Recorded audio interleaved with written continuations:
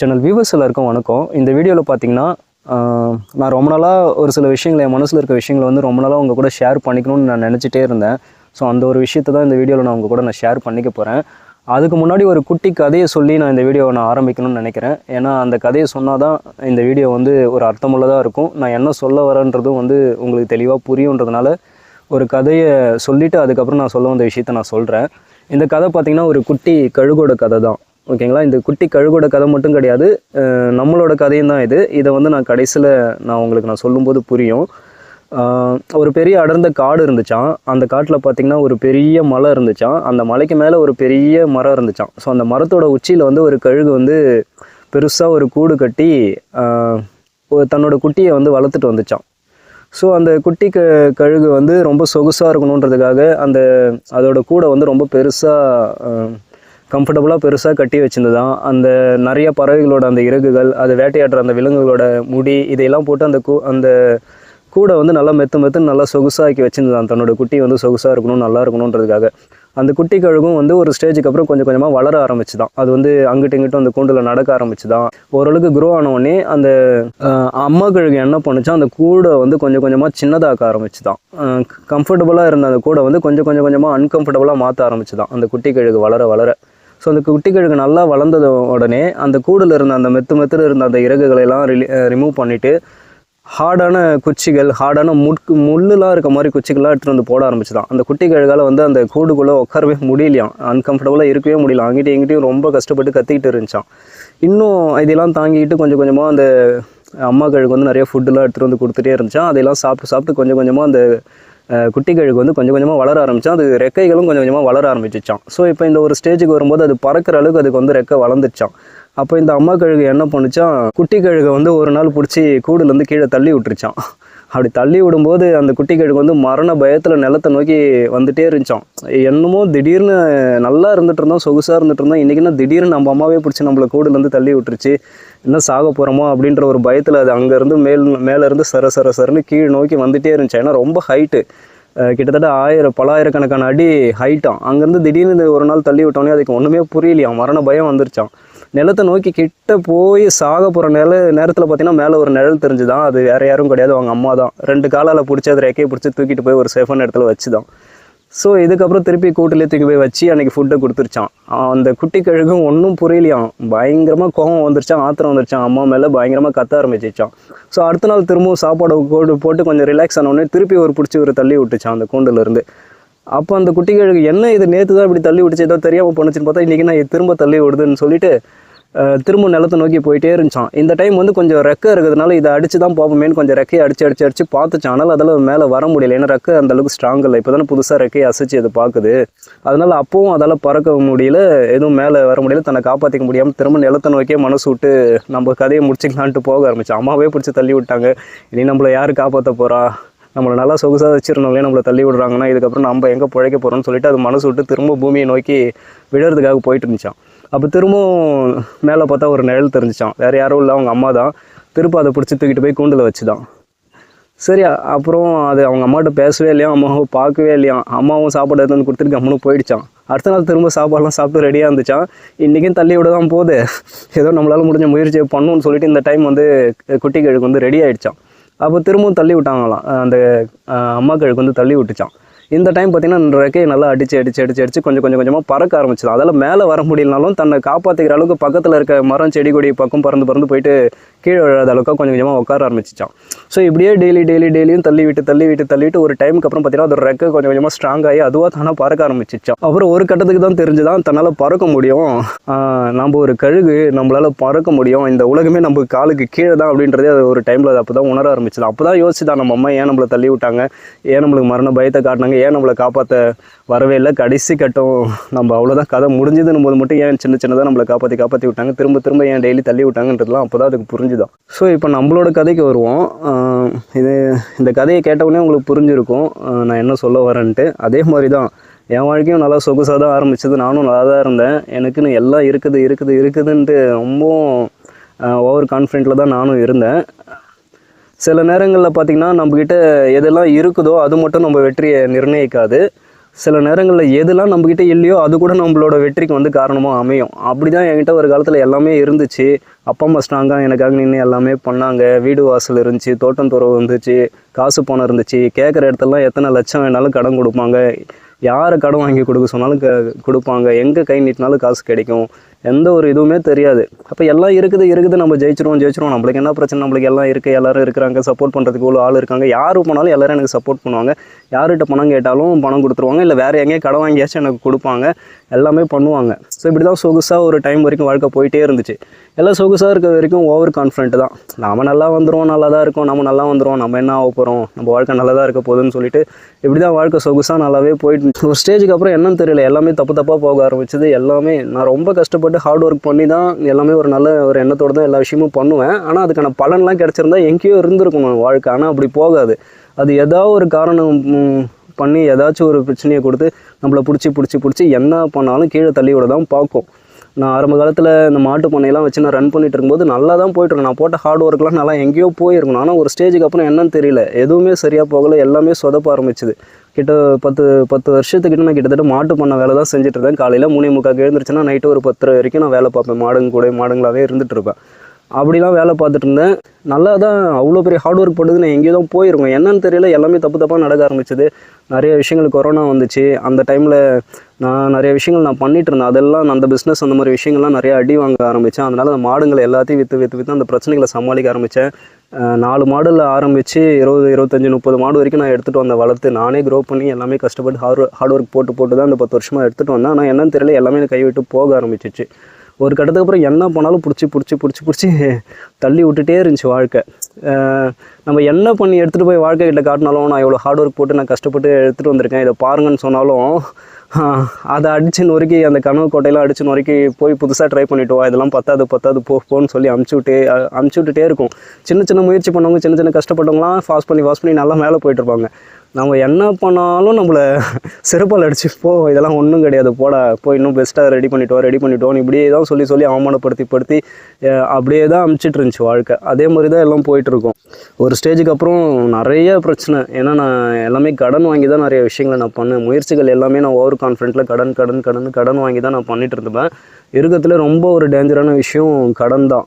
ஓகேங்களா, நம்ம வாங்க போகிற கடன் வந்து நம்ம கடன் மட்டும் வாங்கலை, நம்மளே நம்மளோட சுயமரியாதையை இழக்க போகிறோம்.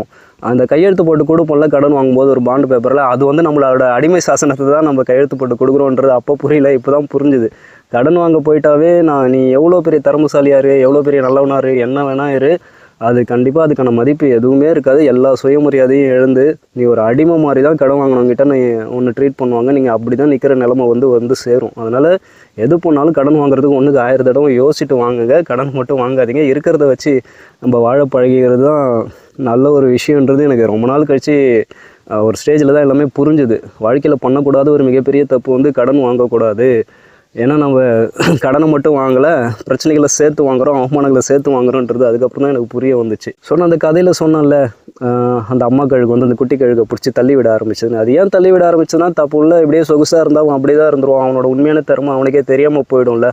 அதனால தான் நம்மளே நல்லா போயிட்டு இருந்தாலும் வாண்டடாக வாழ்க்கை பிடிச்சி நம்மளை ஏதாவது ஒரு காரணத்தை வச்சு, எதுவும் பெருசாலாம் தப்பு பண்ணியிருக்க மாட்டோம், அது ஏதாவது ஒரு காரணத்தை வச்சு நம்மளை பிடிச்சி கீழே தள்ளி விட ஆரம்பிச்சிடும். அப்படி தள்ளி விட்டாதான் நீ இருக்க வேண்டிய இடம் இது கிடையாது, உன்னோட திறமை இது கிடையாது, உன்னால் பறக்க முடியும், நீ பறக்கிறதுக்கு பிறந்துவேன் அப்படின்றத புரிய வைக்கிறதுக்கு, நம்மளோட பலத்தை நம்மளே உணர வைக்கிறதுக்கு தான் வாழ்க்கை வந்து நம்மளை பிடிச்சி தள்ளி விடும். ஸோ அப்போ அதை தள்ளி விடும்போது அது வந்து என்னை இப்படி தள்ளி விட்டுட்டே, இவ்வளோ நல்லா வச்சுருந்தேன், நீயே என்னை இப்படி தள்ளி விட்டு சாவடிக்க பார்க்குறேன்னு பார்த்து அது மேலே கோவப்படுறத விட, நாம் வந்து இந்த பிரச்சனைலேருந்து எப்படி வெளியே வரதுன்னு கொஞ்சம் கொஞ்சமாக முயற்சி பண்ண ஆரம்பித்தாவே போதும். ஆட்டோமேட்டிக்காக நம்மளோட சிறகுகள் வந்து ஸ்ட்ராங்காக ஆரம்பிச்சிடும். நாம் வந்து யாரையுமே நம்ம டிபெண்ட் பண்ணி இல்லாமல், அம்மா இருக்காங்க, அப்பா இருக்காங்க, வீடு இருக்குது, வாசல் இருக்குது, சொத்து சுகம் இருக்குது, எல்லாத்தையும் விற்று கூட நாம் ஜாலியாக நம்ம வாழ்ந்துடலாம், எந்த பிரச்சனை வந்தாலும் இதெல்லாம் சமாளிச்சிடலான்ட்டு மற்றதை பற்றியே நம்ம நம்பிட்டு இருக்காமல், அந்த மரண பயம் நம்மளுக்கு கொடுக்குற அந்த ஒரு தைரியம் தான் நம்மளோட முயற்சியை வந்து நம்மளை பண்ண வைக்கும், நம்மளோட பலத்தை வந்து நம்மளை உணர வைக்கும். ஆட்டோமேட்டிக்காக நம்மளோட சிறகுகள் அடித்து நம்ம பறக்க ஆரம்பிப்போம். இந்த கதையில் சொன்னல அந்த அம்மா கழுகுன்றது வேறு யாரும் கிடையாது, நம்மளோட வாழ்க்கை, இல்லை கடவுள், இயற்கை, என்ன வேணால் எடுத்துக்கலாம். நான் வந்து இந்த வாழ்க்கையாக தான் அதை நான் நினைக்கிறேன். வாழ்க்கை வந்து ஒருத்தனை வந்து உருவாக்கணும்னு ரெடி பண்ணிடுச்சுன்னா அவனை அவ்வளோ ஈஸியெல்லாம் விட்டுறாது. அடி மேலே அடி கொடுக்கும், சோதனை மேலே சோதனை வைக்கும், சவால்கள் மேலே சவால்களை கொடுக்கும், அவமானங்களுக்கு மேலே அவமானத்தை கொடுக்கும், வலிகள் மேலே வலிகளை கொடுக்கும். எல்லாத்தையும் கொடுத்து தான் அவனை வந்து ரெடி பண்ணும் செதுக்கி. சும்மாலாம் ஒருத்தனை விட்டுறாது. ஒருத்தனுக்கு வாழ்க்கை வந்து வாய்ப்பு கொடுக்க போது, ஒரு பெரிய விஷயத்துக்காக ஒருத்தனை உருவாக்கணும்னு முடிவு பண்ணிடுச்சுன்னா அவனை வந்து அவ்வளோ ஈஸியாக விட்டுறாது. அவன் வந்து இந்த வாய்ப்பை வந்து இவனுக்கு கொடுக்கலாமா, இதுக்கான தகுதியானவன் தானா, இவ்வளோ பெரிய வாய்ப்பை இவனுக்கு கொடுக்க போகிறோம், இவ்வளோ பெரிய வாழ்க்கையை இவனுக்கு கொடுக்க போகிறோன்னா அதை வந்து ஹேண்டில் பண்ணுற அளவுக்கு அவனுக்கு கெப்பாசிட்டி இருக்கா, அவன் வந்து தகுதியானவனான்றதை வந்து வாழ்க்கை முதல்ல டெஸ்ட் பண்ணும். நம்ம நினைப்போம் ஒரு சின்னதாக ஒரு கஷ்டம் வந்துட்டால் கூட போயிட்டு கடவுள்கிட்ட வேண்டுவோம், எனக்கு இந்த கஷ்டம் சரியாயிடணும்னு கடவுள்கிட்ட வேண்டுவோம். அப்படி போயிட்டு நம்ம கடவுள்கிட்ட வேண்டும் போது அந்த கஷ்டத்தை சரி பண்ணுவாரான்றது எனக்கு தெரியல. என் வாழ்க்கையில் பார்த்த வரைக்கும் நான் ஒரு கஷ்டம்னு போய் நான் வேண்டேன்னா அந்த ஒரு சின்னதாக ஒரு கோடை போட்டுட்டு இந்த கோடை வந்து கையை வைக்காமலே நீ வந்து சின்னதாக்கணும் அப்படின்னு சொல்லுவாங்களே, அப்போ அதை என்ன பண்ணணும்னா அதை விட ஒரு பெரிய கோடாக பக்கத்தில் போட்டு தான் அந்த கோடை வந்து நம்ம சின்னதாக்குற மாதிரி நம்ம காட்டும். அதே மாதிரி தான் கடவுள், வாழ்க்கை எல்லாமே. நீ போய்ட்டு ஒரு கஷ்டம் இருக்குது, எனக்கு வந்து இது சரியாகணும்னு போயிட்டு நம்ம கடவுள்கிட்ட வேண்டணும்னா அந்த கஷ்டத்தை வந்து சரி பண்ண மாட்டார். அதை விட ஒரு பெரிய கஷ்டத்தை கொடுத்து தான் அந்த கஷ்டம்லாம் ஒன்றுமே இல்லை, உன்னோட கெப்பாசிட்டியே வேறு, உன்னால் அது தாங்க முடியும், இதெல்லாம் ஒரு பிரச்சனையாக நினைக்காத, நீ பாட்டில் போயிட்டே இரு, உனக்கான கிஃப்ட்டு காத்துட்ருக்கு, நீ இந்த டெஸ்ட் எல்லாத்தையும் கிளியர் பண்ணிவிட்டு எல்லாத்தையும் பாஸ் பண்ணி எல்லா கஷ்டங்கள் அவமானங்கள் எல்லாத்தையும் தாண்டி வரும்போது இந்த கிஃப்ட்டை வந்து நீ எடுத்துக்கோ, உனக்கான நல்ல ஒரு வாழ்க்கையை நான் உருவாக்கி வச்சுருக்கேன், நல்ல ஒரு கிஃப்ட்ஸ் எல்லாம் உனக்கு கொடுக்குறதுக்காக தான் நான் வச்சுருக்கேன், நீ எந்த அளவுக்கு தாக்கு பிடிச்சி போகிறன்றதுக்கு எல்லாம் இது ஒரு டெஸ்ட்டு தான் உனக்கு வைக்கிறேன் அப்படின்ற மாதிரி தான் அந்த வாழ்க்கை சொல்கிறது நம்மளுக்கு புரியும். நானும் நிறைய கஷ்டங்கள்லாம் நான் வாழ்க்கையில் பட்டிருக்கேன். எல்லாத்தையும் தாண்டி தான் நானும் வந்திருக்கேன். ஒரே ஒரு விஷயந்தான், எனக்கு அந்த கிவ் அப் பண்ணுற அந்த ஒரு எண்ணம் வந்து இருக்காது. ஏதாவது ஒரு விஷயத்தில் இறங்கிட்டேன், என்ன கஷ்டம் எதுவாக இருந்தாலும் கிவ் அப் பண்ணக்கூடாது. இந்த உயிர் வந்து தானாக வந்து அது தானாக உருவாகி தானாக வந்தது, அது தானாக போகிற வரைக்கும் கடைசி செகண்ட் இருக்க வரைக்கும் நம்ம நம்பிக்கை விட்டுறக்கூடாது. தொடர்ந்து போராடணும், முயற்சி பண்ணணும். எவ்வளோ தோல்வி வந்தாலும் எவ்வளோ அவமானங்கள் வந்தாலும் எல்லாத்தையும் தாங்கிட்டு இன்னொரு 10 நாள் நம்ம முயற்சி பண்ணி பார்த்துருவோமே, இன்னும் ஒரு மாதம் முயற்சி பண்ணி பார்த்துருவோமே அப்படின்ட்டு அந்த கிவ் அப் பண்ணுற அந்த ஒரு விஷயம் என்கிட்ட கிடையாது. அதனால தான் என்னால் எவ்வளோ கஷ்டம் வந்தாலும் என்னால் தாண்டி இந்த ஸ்டேஜ் வரைக்கும் என்னால் வர முடியுது. இப்போ சின்ன பசங்களாம் எங்கேயாச்சும் ஒரு ஃபார் எக்ஸாம்பிள் இப்போ திருவண்ணாமலை கிரிவலம் போகிறோன்னு வச்சுக்கோங்களேன், சின்ன பசங்களால் நடக்க முடியாது. கொஞ்சம் தூரம் போவோம், ஒரு 4-5 கிலோமீட்டர் நடத்தி கூட்டிகிட்டு போவோம். அதுக்கப்புறம் அவங்களுக்கு வந்து வலிக்குது, கஷ்டமாக இருக்க ஆரம்பிச்சிடும். அவங்க எப்போ முடியும்னு கேட்பாங்க. அப்போ நம்ம தோ வந்துருச்சு, இன்னும் கொஞ்சம் தூரம் தான், வந்துட்டோம், அவ்வளோதான், கொஞ்சம் தூரம் தான் சொல்லி ஏமாற்றி அவங்களை கடைசி வரைக்கும் கூட்டிகிட்டு போய் அந்த கிரிவலத்தையே சுற்றி வந்துடுவோம்ல. ஸோ அதே மாதிரி தான் நானும் என் மனசை வந்து என்னோடய அறிவை வச்சு தான் நான் ட்ரிக் பண்ணி ஏமாற்றி ரொம்ப கஷ்டமாக இருக்கும். ஐயோ இதுக்கு மேலே என்னால் முடியாதுன்னு தான் மனசு சொல்லும். இருந்தாலும் அதை ட்ரிக் பண்ணி ஏமாற்றி நான் ஒரு ஏமாத்துக்காரனாவே நான் ஆகிட்டேன். இப்படி தான் சொல்லுவோம், இதோ முடிஞ்சிருச்சு, 90 படி ஏறி வந்துட்டோம், இன்னும் ஒரு 10 படி தான். இப்போ வந்து நம்ம மனசு விட்டு எல்லாத்தையும் விட்டுட்டு போனோன்னா எல்லாமே வேஸ்ட்டாக போயிடும். கிட்ட வந்துட்டோம், இதோ முடிஞ்சிச்சு, இனிமேல் நம்ம நல்ல காலம் ஸ்டார்ட் ஆகிடும், நம்ம நல்லா இருப்போம், கிட்ட வந்துட்டோம். இப்படியே தான் என்னோடய மனசை நான் சொல்லி ஏமாற்றி கொஞ்சமாக ஒரு ஸ்டேஜாக ஏறி முட்டி மோதி எப்படியோ கொஞ்சமாக வந்துட்டுருக்கோம். எத்தனையோ நாள் எவ்வளோ கஷ்டங்களோடு இருந்திருக்கோம், எவ்வளோ வலிகளோடு இருந்திருக்கேன். அவ்வளோ கஷ்டங்கள் லைஃப்பில் இருக்குது. அதெல்லாம் அந்த வீடியோவில் எடுத்து ஷேர் பண்ண முடியுமான்னு கூட தெரியல. ஏன்னா நிறையா கஷ்டப்பட்டிருக்கேன், நிறையா அவமானப்பட்டிருக்கேன். நான் அந்த கஷ்டங்கள் அவமானங்கள் அந்த ஒரு மரண பயத்தை காட்டின அந்த ஒரு சுச்சுவேஷன்ஸ் தான் வந்து நிறைய மேஜிக்ஸ் எல்லாம் நிறைய அதிசயங்கள் எல்லாம் லைஃப்பில் வந்து நடத்தும். ஒரு ஸ்டேஜுக்கு அப்புறம் ஒரு 5 வருஷம் 10 வருஷத்துக்கு அப்புறம் அதெல்லாம் நினச்சி பார்க்கும்போது தான் தெரியும் இதெல்லாம் ஏன் நடந்துச்சுன்ட்டு. அன்றைக்கி அந்த கஷ்டங்களை அனுபவிக்கும் போது ரொம்ப கடுப்பாக தான் இருக்கும். எல்லாரும் மேலேயும் ஆத்திர கோவம் தான் வரும். என்னை ஏன் இப்படி பண்ணீங்க, ஏன் எனக்கு இவ்வளோ கஷ்டத்தை கொடுத்தீங்க, ஏன் இப்படி பண்ணீங்கன்னு சொல்லி நான்லாம் காட்டுத்தனமாக சைக்கோ போல் கத்திருக்கேன். என் வீட்டில் ஒரு சாமி ஃபோட்டோ கூட இருக்காது, ஒரு ஜன்னல் கண்ணாடி கூட இருக்காது, எல்லாத்தையும் சாமி ஃபோட்டோலாம் அடித்து நொறுக்கி எல்லாத்தையும் தூக்கி போட்டு கொளுத்திருக்கேன். எங்கள் அப்பா அம்மாட்ட கத்திருக்கேன். எவ்வளோ பண்ணியிருக்கேன். அவ்வளோ கஷ்டமாக இருக்கும் அந்த வலிகள் கஷ்டங்கள்லாம் அனுபவிக்கும் போது. ஏன் எனக்கு மட்டும் இப்படி நடக்குது, ஏன் இப்படி பண்ணுறீங்க, ஏன்னு சொல்லி அவ்வளோலாம் ஃப்ரஸ்ட்ரேஷன்லாம் ஆகி போயிருக்கேன். அதுக்கப்புறம்லாம் அது ஒரு ஸ்டேஜுக்கு அப்புறம் எல்லாத்தையும் தாண்டி நம்மளோட திறமை என்னன்றது நம்மளை உணர்ந்ததுக்கப்புறம், நம்மளோட பலம் என்னன்றது நம்ம உணர்ந்ததுக்கப்புறம் தான் அதெல்லாம் புரியும். இதனால தான் இந்த கஷ்டங்கள்லாம் வந்துச்சா அப்படின்ட்டு. இப்போலாம் எந்த ஒரு கஷ்டம் வந்தாலும் அமைதியாக சைலண்ட்டாக கம்முன்னு போயிடணும் போல தான் தோணுது. ஏன்னா எது ஒரு விஷயம் நம்ம வாழ்க்கையில் நடந்தாலும் அதுக்கு பின்னாடி ஏதாவது ஒரு பர்பஸ் இருக்கும், ஏதாவது ஒரு அர்த்தம் இருக்கும். அதை புரிஞ்சுக்கிட்டு எல்லாத்தையுமே ஒரு பாசிட்டிவாக நம்ம பார்த்தோன்னா எல்லா பிரச்சனைக்கும் ஒரு தீர்வு கிடைக்கும், எல்லாமே வழி கிடைக்கும். ஆட்டோமேட்டிக்காக நம்ம முயற்சி பண்ணி நம்ம நடக்க ஆரம்பித்தாவே போதும், ஆட்டோமேட்டிக்காக நம்மளுக்கான பாதை வந்து உருவாகும். இந்த உலகத்தை பொறுத்த வரைக்கும் எல்லாமே நம்மளை சுற்றி நெகட்டிவிட்டி தான்.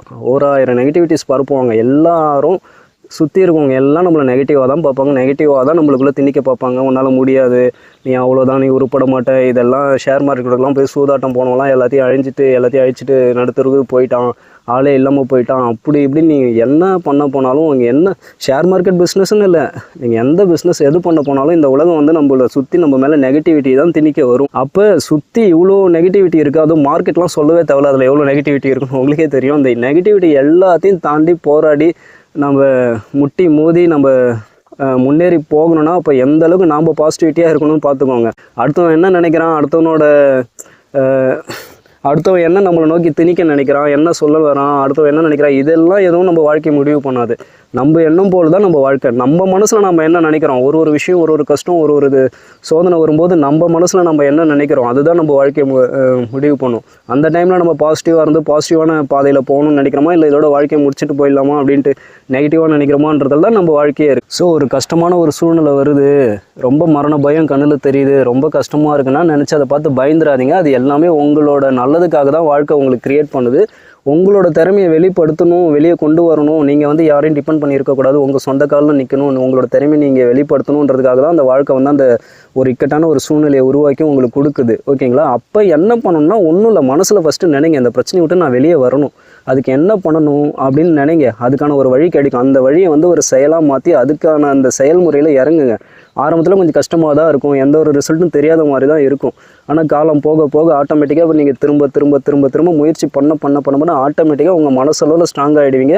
உங்களோட என்ன அந்த பிரச்சனைக்கான தீர்வு என்னன்னு நீங்கள் கண்டுபிடிச்சி அதுக்கான செயலில் இறங்கியிருப்பீங்களே, அந்த செயல் வந்து ஆட்டோமேட்டிக்காக கொஞ்சமாக முன்னேற்றம் அடையும்.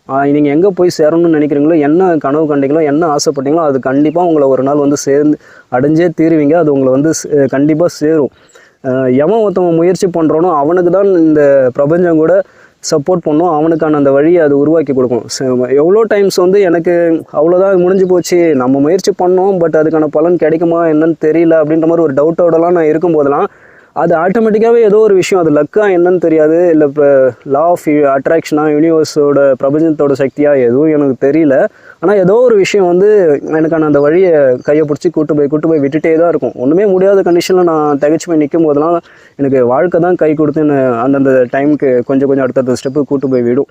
ஏன்னா அது வந்து பரவாயில்ல, பாவம் பையன் எவ்வளோ கஷ்டத்துலேயும் முயற்சி பண்ணுறான், இவ்வளோ தோல்விகளை பார்த்தும் பாசிட்டிவாக அவன் நடந்துக்கிறான், இவ்வளோ தூரம் வரணும்னு ஆசைப்பட்றான், இவ்வளோ கஷ்டத்துலேயும் நல்லா இருக்கணும்னு நினைக்கிறான்ற அந்த ஒரு எண்ணம் தான் அது ஆட்டோமேட்டிக்காக ஒரு சில விஷயங்கள் வந்து மனுஷங்களே வந்து நம்மளுக்கு உதவி பண்ணாலும் காப்பாற்றலாம், அது ஏதோ ஒரு ரூபத்தில் வந்து நம்மளை கைப்பிடிச்சி கொஞ்சம் தூரம் கூட்டு போய் விட்டு நம்மளுக்கு ஒரு ஆறுதலை கொடுக்கும், கொஞ்ச நேரம் நம்மளுக்கு ஒரு ரெஸ்ட்டை கொடுக்கும். ஓகேங்களா? அதனால் பாசிட்டிவான ஒரு எண்ணம் வந்து எப்பவுமே இருக்கணும். எவ்வளோ மோசமான சூழ்நிலை வாழ்க்கையில் வந்தாலும் என்ன நடந்தாலும் நம்ம பாசிட்டிவாக இருக்கணும்.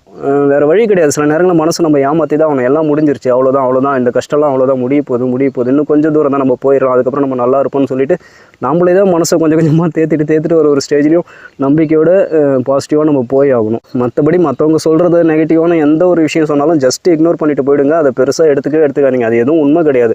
அவங்கவுங்க பாயிண்ட் ஆஃப் வியூ வந்து அவங்க ஏதோ சொல்லணுன்ட்டு தான் சொல்லிட்டு போகிறாங்களே தவிர அதுக்காக உங்களுக்கு எந்த திறமையும் கிடையாது. ஏதோ இன்றைக்கி ஒரு இக்கட்டான சூழ்நிலைக்கு வந்துட்டீங்க, ஒரு கஷ்டத்தில் இருக்கீங்க, வாழ்க்கையே முடிகிற மாதிரி இருட்டாக இருக்குன்னா அது வந்து ஒன்றும் கிடையாது. அது வந்து ஒரு நல்ல விஷயம் தான். அவங்கள வந்து ஒரு கம்ஃபர்டபுளான ஒரு ஜோன்லேருந்து அடுத்து ஒரு நல்ல ஒரு கம்ஃபர்டபுளான ஒரு ஜோன்லேருந்து வெளியே வந்து ஒரு அன்கம்ஃபர்டபுள் ஜோனை தாண்டிட்டு தான் நீங்கள் வந்து அடுத்த ஸ்டேஜுக்கு எப்பயுமே போக முடியும். ஸோ அதுதான் அது. அந்த டைம் கொஞ்சம் இருட்டாக இருக்க மாதிரி தான் தெரியும். ஆனால் இருட்டு வந்து என்றைக்கும் நிரந்தரம் கிடையாது. அது ஜஸ்ட்டு டெம்பரவரி தான். இன்றைக்கி இருட்டாச்சுன்னா நாளைக்கு வெளிச்சம் வரதான் போகுது. கொஞ்சம் நேரம் அந்த இருட்டான அந்த நேரத்தை வந்து தைரியமாக கொஞ்சம் ஃபேஸ் பண்ணி கொஞ்சம் நேரம் தாக்கு பிடிச்சி நின்னா போதும், நம்மளுக்கான அந்த வழி வந்து தானாகவே விடியல் போகிறக்கும் நம்மளுக்கான வழி கிடைக்கும். அதில் எந்த ஒரு டவுட்டும் இல்லை. சரி, எனக்குலாம் என் வாழ்க்கையில் பார்த்தீங்கன்னா ரொம்ப மோசமான இக்கட்டான சூழ்நிலைலாம் நான் நிற்க வச்சுருக்கேன். எல்லாம் இருந்துச்சு. ஒரு காலத்தில் எதுவுமே இல்லாமல் நான் எம்டியாலாம் நான் நின்றுருக்கேன். நான் படாத அசிங்க அவமானங்கள்லாம் நான் பட்டிருக்கேன்.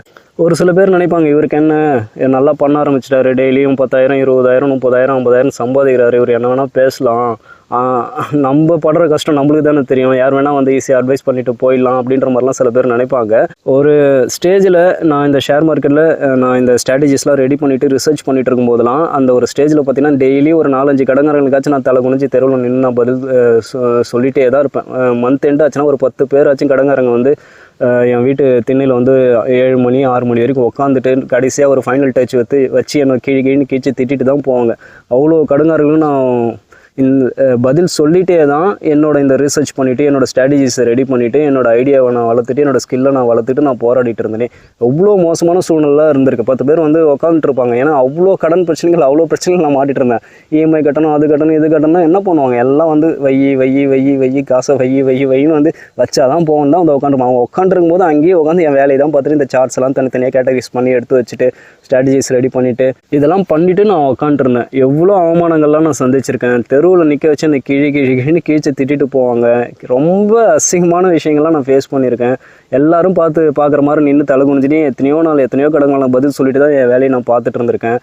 ஒரு சின்னதாக ஒரு ஷார்ட்டாக ஒரு விஷயம் சொல்லணுன்னா, ஒரு நாள் என் சின்ன பையன் வந்து 1வது தான் படிக்கிறான். அவன் ஓகேங்களா, அப்போ இந்த கஷ்டமான சூழ்நிலை இருக்கும்போது அவன் என்ன வயசில் இருந்திருப்பான் நீங்களே யோசிச்சு பாருங்கள். ஒரு நாள் வந்து சும்மா பேசிகிட்டு இருந்தான். ஆயா தாத்தாக்கு, எங்கள் அப்பா அம்மாவை தான் ஆயா தாத்தான்னு சொல்கிறான். ஆயா தாத்தாக்கு வயசாகிடுச்சு. அப்போ உனக்கும் உங்கள் 2 பேருக்கும் அப்பா அம்மா உங்களுக்கும் வயசாகிடுச்சு. அப்போ நீங்களாம் ஃபஸ்ட்டு செத்து போயிடுவீங்கள்ல.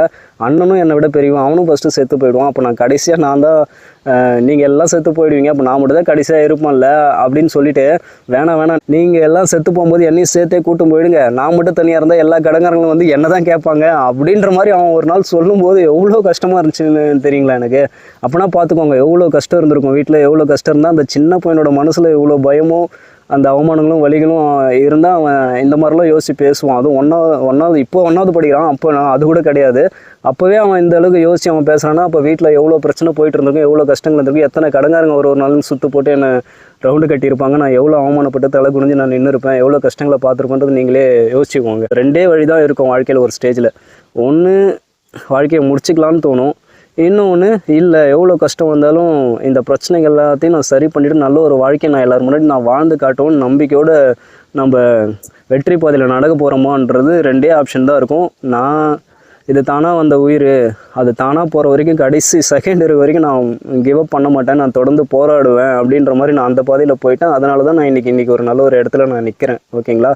ஸோ யாருக்குமே அவ்வளோ ஈஸியாக வந்துடுவாங்க, ஈஸியாக வந்துட்டாங்கன்னு யாரையும் நினச்சிடாதீங்க. எல்லாருக்கு முன்னாடி நிறைய பெயின்ஃபுல்லான விஷயங்கள் இருக்குது. இந்த கடன்ன்ற ஒரு விஷயத்தை நான் வாங்கிட்டு நான் படாத பாடு நான் பட்டுட்டேன் லைஃப்பில். வீட்டை அடமானம் வச்சேன், என் நிலத்தை அடமானம் வச்சேன், என்கிட்ட இருந்த மாடுங்க எல்லாத்தையும் விற்று வட்டி கொடுத்தேன், இஎம்ஐ கட்டினேன், கடன் கட்டினேன், எங்கள் அம்மாவோட தாலியை விற்று வட்டி கொடுத்துருக்கேன், எங்கள் ஒய்ஃபோட தாலியை விற்று நான் வட்டி கொடுத்துருக்கேன். எல்லாத்தையுமே இழந்து நான் நின்று இருக்கேன். எதுவுமே இல்லாமல் எம்டியாக மைனஸ் ஒரு பெரிய தொகை கடனில் நான் நின்று இருக்கேன். அந்த மாதிரியான ஒரு நேரத்தில் தான் வாழ்க்கை வந்து நம்மளுக்கு சில விஷயங்களெல்லாம் என்ன தான் நம்மக்கிட்ட இருந்து எடுத்தாலும் சில விஷயங்கள்லாம் அந்த டைமில் தான் கொடுக்கும். அது கொடுத்த அந்த ஒரு பலம், அந்த ஒரு மன ஸ்ட்ரென்த்து, அந்த ஒரு விஷயங்கள் தான் என்னை வந்து செதுக்கி உருவாக்குச்சு. அப்போ தான் மனசளவில் இப்போ ட்ரேடிங்கை பொறுத்த வரைக்கும் சைக்காலஜி ரொம்ப முக்கியம்னு சொல்லுவாங்க. ட்ரேடிங்கிறது ஒரு பிஸ்னஸ் கிடையாது, அது வந்து ஒரு மனுஷனோட வாழ்க்கை முறை தான் அது. ஓகேங்களா.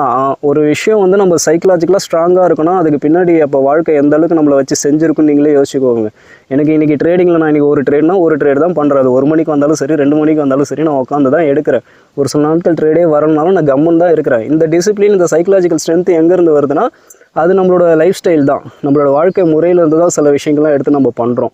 ஓகேங்களா. அந்த வாழ்க்கை நம்மளுக்கு கொடுத்த அடி, அது கொடுத்த வழியெல்லாம் பார்க்கும்போது இந்த ட்ரேடிங்லாம் ஒன்றுமே இல்லைன்னு தோணும். ஓகேங்களா.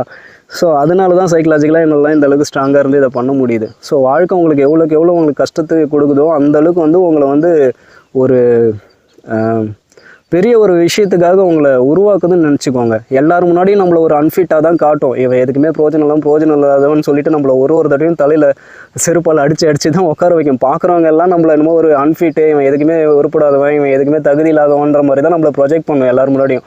ஆனால் அவங்க எல்லாரை விட ஒரு உயர்ந்த ஒரு நோக்கத்துக்காகவும் ஒரு உயர்ந்த ஒரு பர்பஸ்க்காகவும் தான் நம்மளை ரெடி பண்ணிகிட்டு இருக்குதுன்றது வந்து நம்மளுக்கு தான் புரியும், அது மற்றவங்களுக்கு புரியாது. அது எல்லாருக்கும் புரிகிற ஒரு ஸ்டேஜ் வரும். அது வரைக்கும் பொறுமையாக இருங்க, உங்கள் வேலையை மட்டும் பாருங்கள். யார் சொல்கிறதையும் எதையும் காதில் வாங்கிக்காதீங்க. தைரியமாக நல்லதை நினச்சி நல்ல ஒரு பாசிட்டிவான விஷயத்த மனசில் வச்சுட்டு தைரியமாக உங்கள் லட்சியத்தை நோக்கி நீங்கள் போயிட்டே இருந்தீங்கன்னா எந்த ஒரு பிரச்சனையும் உங்களை ஒன்றும் பண்ணாது. தைரியமாக இருக்கணும். தைரியம் தான் முக்கியம் வாழ்க்கையில். எதை இழந்து என்ன போனாலும் தைரியம் ரொம்ப முக்கியம், தன்னம்பிக்கை ரொம்ப முக்கியம். எல்லாத்துக்கும் மேலே தானாக எதுவும் நடந்துடாது, நாம் தான் முயற்சி பண்ணணும். ஸோ விடாமுயற்சி ரொம்ப ரொம்ப ரொம்ப முக்கியம். எதுவும் தானாக மாறாது, நாம் முயற்சி பண்ணால் தான் ஒரு டைம் நம்மளால் முடியாத ஒரு சுச்சுவேஷன் வந்து வாழ்க்கை வந்து கை கொடுத்து நம்மளுக்கு கொஞ்சம் தூரம் கூட்டு போய் நம்மளை விடும். அதெல்லாம் அப்படியே நடக்கும்போது ஒரு மேஜிக் லைஃப்பில் நடக்கிற மாதிரி இருக்கும், ஒரு மிராக்கிள் நடக்கிற மாதிரி இருக்கும். ஏதோ ஒரு விஷயம் யாருமே நம்ம கூட இல்லாமல் நம்ம தனியாக நிற்கும் போது கூட ஏதோ ஒரு பெரிய விஷயம் நம்ம கூட சப்போர்ட்டுக்கு நம்ம கூட நின்று நம்மளை ஹெல்ப் பண்ணுதுன்ற விஷயத்தை நம்மளால் உணர முடியும். சந்தோஷமாக இருக்கும்போது எதுவுமே நம்மளுக்கு தெரியாது. நம்ம தலைகணத்தில் நம்ம கண்ணை மறைச்சிரும், எந்த விஷயத்தையும் பார்க்க முடியாது, லைஃப்பை உணரவே முடியாது. எப்போ ஒரு பெயின்ஃபுல்லான சுச்சுவேஷன், பெயின்ஃபுல்லான விஷயங்கள்லாம் நம்ம ஃபேஸ் பண்ணுறோமோ, லைஃப்பில் ரொம்ப கஷ்டமான ஒரு காலகட்டம் வருதோ, அந்த டைமில் தான் மட்டும்தான் நம்மளால் லைஃப்பை உணர முடியும். நம்மளோட வாழ்க்கையில் யாருமே இல்லாதப்போ கூட ஏதோ ஒரு விஷயம் நம்ம கூட இருந்து நம்மளை கூட்டு போகிற விஷயங்கள்லாம் வந்து அந்த டைமில் தான் உணர முடியும். அதை ஒரு டைம் உணர்ந்துட்டுனா அதுக்கப்புறம் நம்மளுக்கு தோல்வியே கிடையாது. எப்பயுமே நம்ம ஸ்டேபிளாக இருந்துட்டு நம்ம அழகாக ஸ்ட்ராங்காக நின்றுட்டு நம்ம போயிடுவோம். அதில் எந்த ஒரு டவுட்டும் கிடையாது. இவ்வளோ பெரிய இந்த ஒரு வீடியோவை எனக்கு எவ்வளோ நாளாக பேசணும்னு ரொம்ப நாளாகவே நினச்சிட்டு இருந்தேன். பட் இவ்வளோலாம் விஷயங்கள்லாம் நம்ம பேசணுமா, ஓப்பனாக இதெல்லாம் வந்து சோஷியல் மீடியாவில் பேசிகிட்டு இருக்குமான்னு ஒரு எண்ணம் அப்பப்போ தோணும். பட் இப்போ என்ன நினச்சி இந்த வீடியோ நான் பண்ணியிருக்கேன்னா, என்னை போலே தானே நிறைய பேரும் ஒரு கஷ்டமான ஒரு சூழ்நிலை நின்றுட்டு இருப்பாங்க. ரொம்ப கஷ்டப்படுற ஒரு ஸ்டேஜில் வந்து வாழ்க்கை அவங்களையும் தானே நிற்க வச்சுருக்கோம், அவங்களையும் தானே ரெடி பண்ணலான்ட்டு அடுத்த பேட்சை இறக்கியிருக்கோம். ஒருத்தவங்களை செலக்ட் பண்ணிவிட்டா என்ன பண்ணணும், பேட்சாக இறக்கி வச்சு தான் அவனை செஞ்சு டெஸ்ட் பண்ணி கஷ்டத்தை கொடுத்து எல்லாத்தையும் கொடுத்து அடி கொடுத்து செதுக்கி தான் அப்புறம் அவனை ஒரு உயர்ந்த இடத்துக்கு எடுத்துகிட்டு போய் வைக்கும். ஸோ அந்த மாதிரி நிறைய பேர் வந்து இதே மாதிரி ஒரு மோசமான ஒரு சூழ்நிலையில், ரொம்ப கஷ்டமான ஒரு சூழ்நிலையில் இருப்பீங்கள்ல.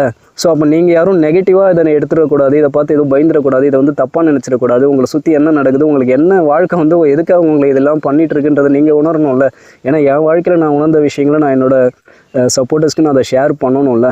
ஏன்னா நீங்கள் யாரும் இதை வந்து தப்பாக நினச்சிடக்கூடாது, தப்பான வழியில் போயிடக்கூடாது. ஐயோ வாழ்க்கையை முடிச்சிக்கலாமா, அவ்வளோதான் நம்ம வாழ்க்கை, இவ்வளோ கஷ்டங்கள் இருக்குது, இவ்வளோ பிரச்சனைகள் இருக்குது, நம்மளாம் வாழ்ந்து என்ன பண்ண போகிறோம், ஏன் நம்மளுக்கு மட்டும் இவ்வளோ கஷ்டம் வருதுன்னு சொல்லி புலம்புவீங்கல்ல. ஸோ அதுக்காக தான் நான் சொல்கிறேன், இந்த மாதிரி ஒரு விஷயம் வருதுன்னா அது நல்லதுக்கு தான். ஒன்றும் பண்ண வேணாம். எவ்வளோ பெரிய நீங்கள் 1000 கோடி பிரச்சனை கூட இருக்கட்டும், 100 கோடி பிரச்சனை கூட இருக்கட்டும், அதை தீர்க்கறதுக்கும் கண்டிப்பாக அதை சம்பாரித்து அதை தீர்க்கறதுக்கோ இல்லை வேறு ஏதோ அதுக்குன்னு ஒரு கண்டிப்பாக ஒரு வழி இருக்கும். அதுக்கு ஏதோ ஒரு விஷயம் இருக்கும், அது நம்மளால் முடியும். எந்த ஒரு தகுதி இல்லாதவனுக்கு வந்து வாழ்க்கை வந்து இவ்வளோ பிரச்சனைகளை கொடுக்காது. எவன் ஒருத்தனால அது முடியுமோ, அந்த பிரச்சனைலாம் தாண்டி வர முடியுமோ, அதுக்கேற்ற பிரச்சனையை தான் அவனுக்கு கொடுக்கும். ஓகேங்களா? எவ்வளோ பெரிய பிரச்சனை இருந்தாலும் அதை தீர்க்கறதுக்கு ஏதாவது ஒரு வழி இருக்கும், அந்த வழியை தேடுங்க. அதை வந்து செயல்படுத்துங்க, அவ்வளோதான். தொடர்ந்து விடாமுயற்சியோடு அதை செயல்படுத்திகிட்டே இருந்தால் ஆட்டோமேட்டிக்காக எல்லாமே மாறிடும். உங்களோட திறமையும் வளர்ந்துடும், நீங்களும் மனசும் பக்குவப்பட்டுருவீங்க. ஸ்ட்ராங்கான ஒரு மனுஷனாக வந்து வாழ்க்கை வந்து உங்களை உருவாக்கி விட்டுரும். அவ்வளோதான். எதையுமே பாசிட்டிவாக எடுத்துக்கோங்க. எல்லாத்தையுமே பாசிட்டிவாக பாருங்கள், பாசிட்டிவாக நடத்துங்க. எந்த பிரச்சனை வந்தாலும் அதில் ஒரு வாய்ப்பு இருக்கும், அந்த வாய்ப்பை பாருங்கள். பிரச்சனையாகவே பார்த்துட்டு இருந்தால் ஒன்றும் பண்ண முடியாது. எல்லா பிரச்சனையும் ஒரு வாய்ப்பு ஒளிஞ்சிட்டு இருக்கும். அந்த வாய்ப்பை நீங்கள் கரெக்டாக பிடிச்சி நீங்கள் பயன்படுத்தி நீங்கள் உங்கள் திறமையை வெளிப்படுத்தி வந்துட்டிங்கன்னா அடுத்த ஸ்டேஜுக்கு உங்களை கூட்டு போய் வச்சிடும். நீங்கள் நல்ல ஒரு வாழ்க்கையை கண்டிப்பாக வாழ்வீங்க. ஓகேங்களா? அதில் எந்த ஒரு டவுட்டும் இல்லை. ஸோ இந்த வீடியோ உங்களுக்கு கண்டிப்பாக யூஸ்ஃபுல்லாக இருந்திருக்கும். தொடர்ந்து வீடியோஸ் வரணும்னா சேனலை சப்ஸ்கிரைப் பண்ணிவிட்டு நம்ம சேனலை ஃபாலோ பண்ணிக்கோங்க. மீண்டும் அடுத்த ஒரு வீடியோவில் நல்ல ஒரு பதிவோடு நான் உங்களை சந்திக்கிறேன். தேங்க்யூ.